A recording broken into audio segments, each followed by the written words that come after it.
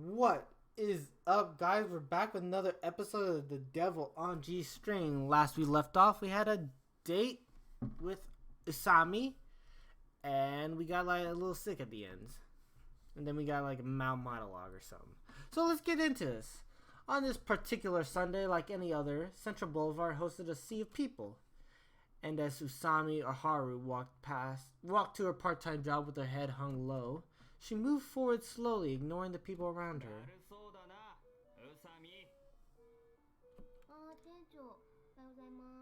Namaos.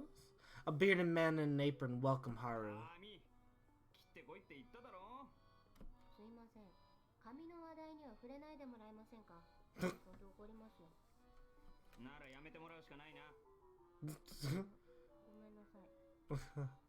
Haru bowed slightly. The manager shook his head in response as he opened up a crate of perfumes.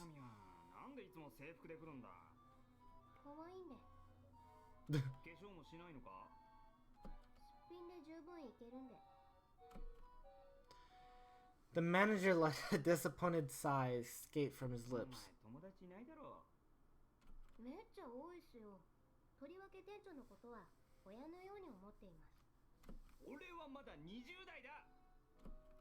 Haru yawned as he stretched her back and neck. After preparing herself for a day's work, she entered the store.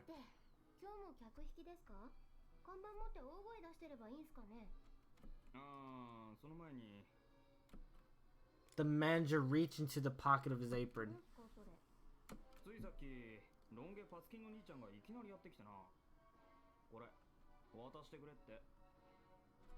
It was a folded piece of paper. A letter, perhaps?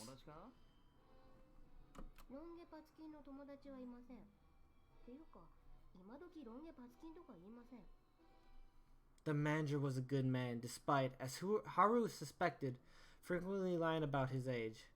Haru glanced absent-mindedly at the manager's beard as she unfolded the note. After scanning its contents, she couldn't help but raise an eyebrow. The penmanship itself gave Haru an eerie, unsettling feeling. The writer had used a straight edge to trace his strokes, presumably to camouflage his true handwriting. Some letters had even been cut from magazines and newspapers. After taking a deep breath, Haru asked,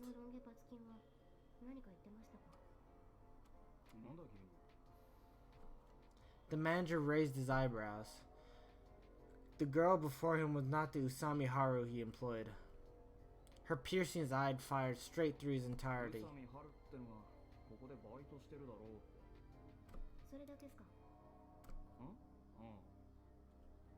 Haru tensed up. The time seemed to have stopped. Her mind analyzed the facts with incomprehensible speed. And finally, as if to signify her understanding, she raised her head.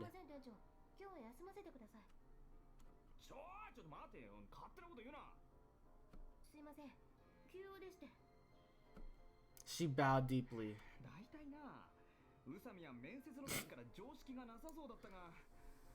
That's fucked up.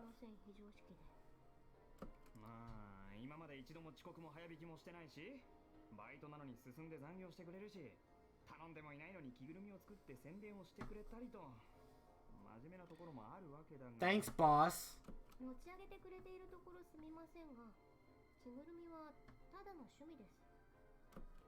The manager thoughtfully scratched his beard.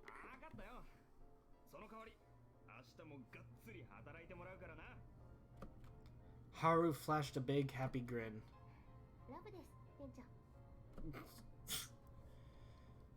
Haru dashed out of the busy streets. She parted the crowds like a boulder splitting through a fierce current.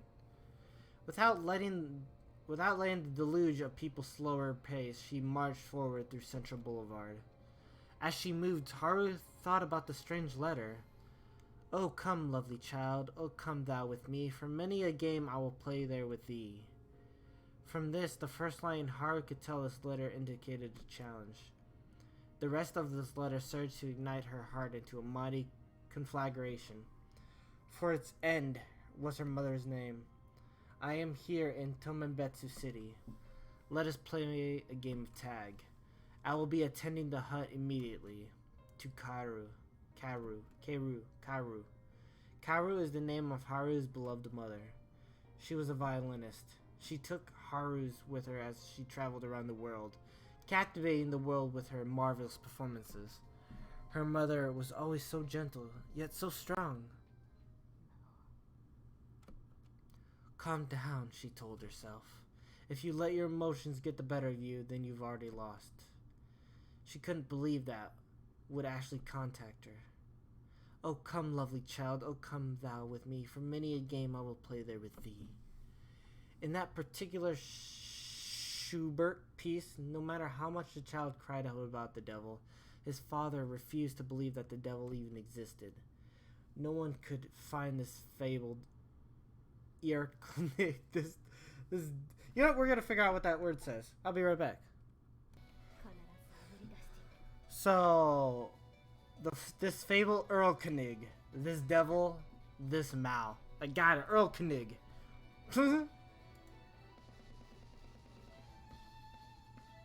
Woo, it's time. It's now noon. Wearing a black suit, Maou blended in naturally among the crowd of businessmen and in the business district. As he walked among the people there, Mao's heart swelled with malicious anticipation. It's been a while since he sent out that letter of challenge, passed on from one person to the next. The letter should have arrived in Usami's hands by now. What would she do when she saw that letter? What would she do when I wonder if she'll search around the city aimlessly. Maou looked at the cell phone in his hand. If Usami isn't a total it, she will soon call this number.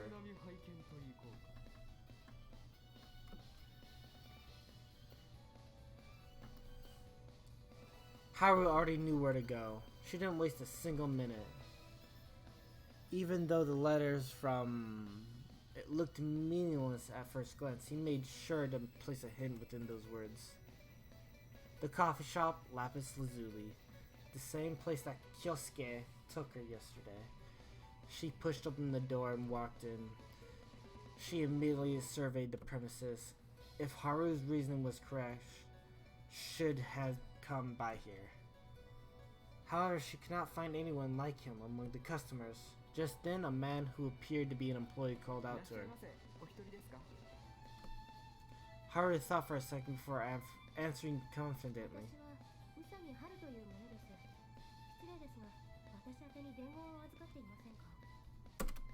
The host seemed relieved upon her words.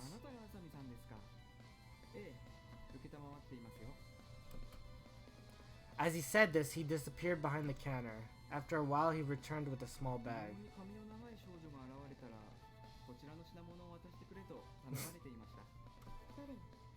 Who left this in your hands? Haru asked as she took the bag from him.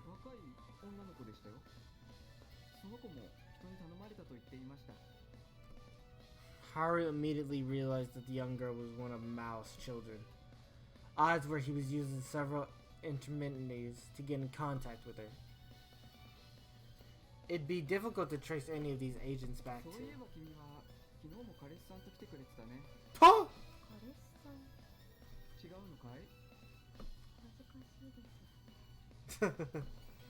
Haru left the coffee shop after offering her thanks. As she walked out, Haru opened the bag. She found only a thin cell phone inside. She examined the cell phone from top to bottom. It was an old model with disposable cell phone. Here on Central Boulevard, you can find a lot of unemployed foreigners still in these phones. Even if the police were to investigate this matter, they wouldn't be able to find the phone's original purchaser. It would appear that he knows how to cover his tracks. Haru turned on the phone. There was one number listed. The number was listed as...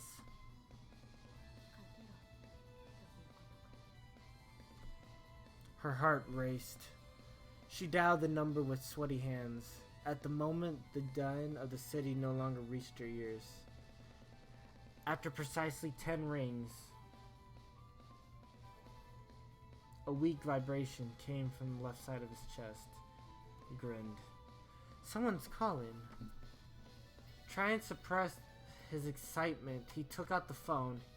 He waited for his caller to speak first as he imagined Usami's beautiful voice.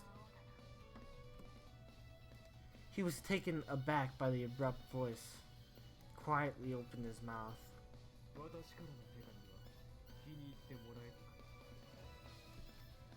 There was a brief pause as if she were gathering her nerves.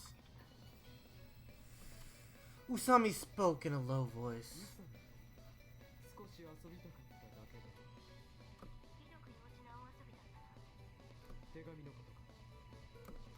Indeed, that was a bit too simple.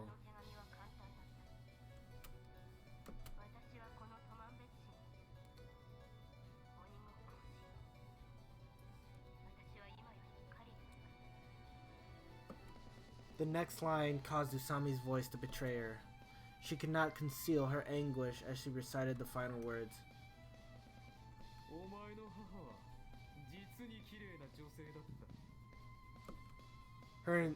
He intentionally chose biting words as if playing the part of a typical twisted villain. But this did not deter Usami Haru in the slightest.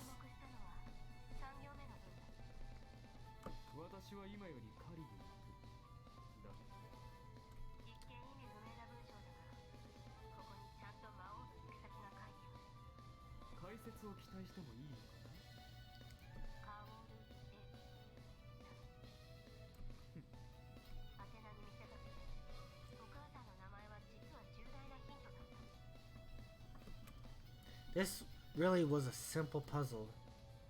I'd be quite disappointed if she couldn't even solve this. The purpose behind this puzzle lied somewhere elsewhere.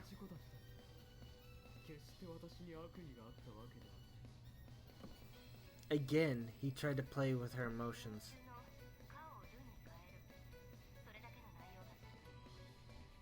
What?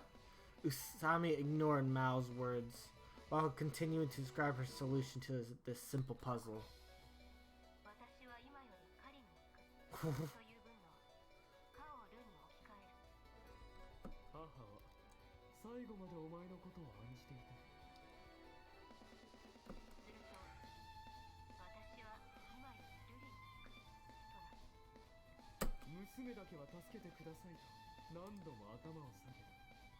Oh, that's fucked up.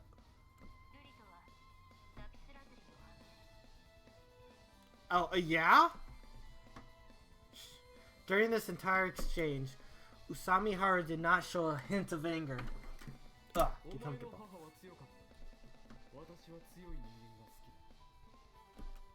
Maou had hoped that his refusal to let the dead rest would unleash the darkness within this girl's heart, that it would reopen long closed wounds. Nevertheless, Usami said bravely,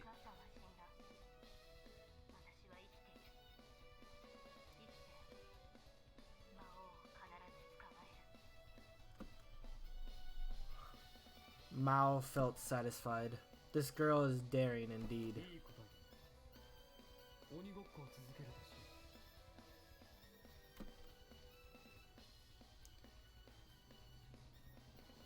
Even as she listened intently to the phone, Haru continued searching for the location of Maou.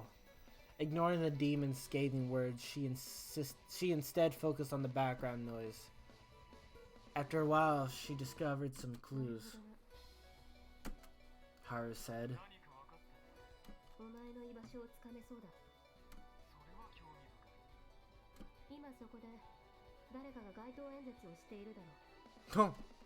Haru again concentrated on the background noise. Part of the speech included the name of Tomembetsu City's mayor. His tone implied it would be more strange if she hadn't.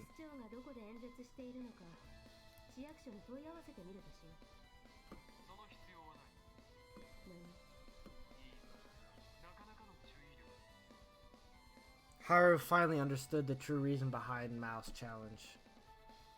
He wants to test her. She was in a terrible situation. She didn't expect her opponent to find her workplace. Even though Haru still didn't know his identity, Mao's already knows hers.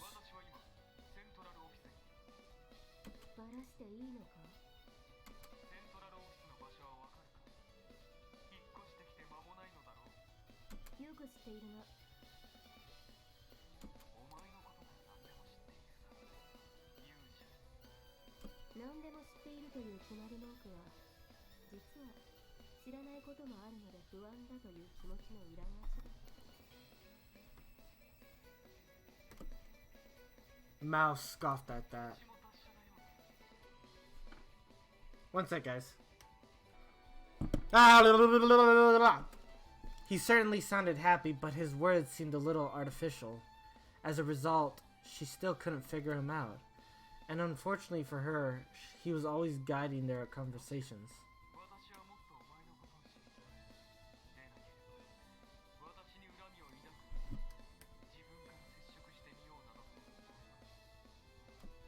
When even when Maou talks about himself, he never gives anything important away.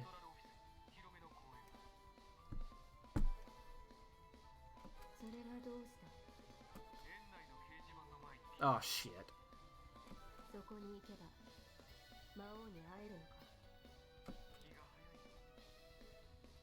お互いの理解を深めるためにも顔を合わせて話し合った方がいいと思う。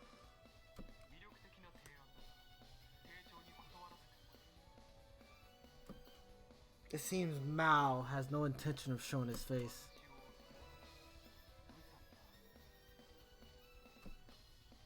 This is a challenge.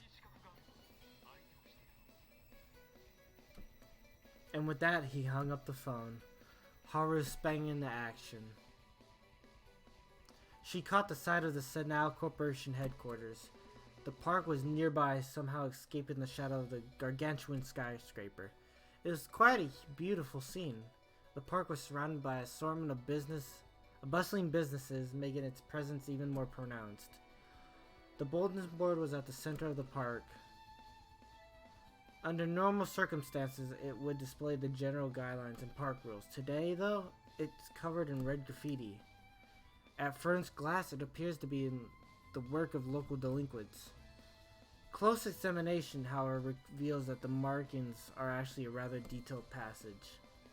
It was clear that this graffiti was the work of Maou.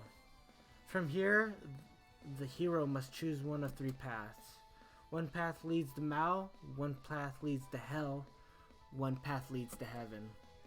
There will be more information on each path. Take care to examine it thoroughly. Truth is written on the path to Maou. Lies are written on the path to hell. Truth, lies, and half-truths are written on the path to heaven. Now, can you find out where I am? Haru immediately began searching around the park. As was indicated, there should be a message located near the path. She soon found that message near the park's northern entrance. There was a steep staircase leading to business district. The handrail of the stone staircase bore a short note in the same glaring red paint and long, slender letters as the message in the park. The exit of subway station 10 leads to heaven. She could just barely make it out. Haru immediately absorbed the information. Alright guys, we're gonna end it there. Let's see what happens to Usami in the next episode of The Devil on G-String. Hope you guys liked it, and feel free to like, comment, subscribe, and we'll be back with another episode soon. Bye guys.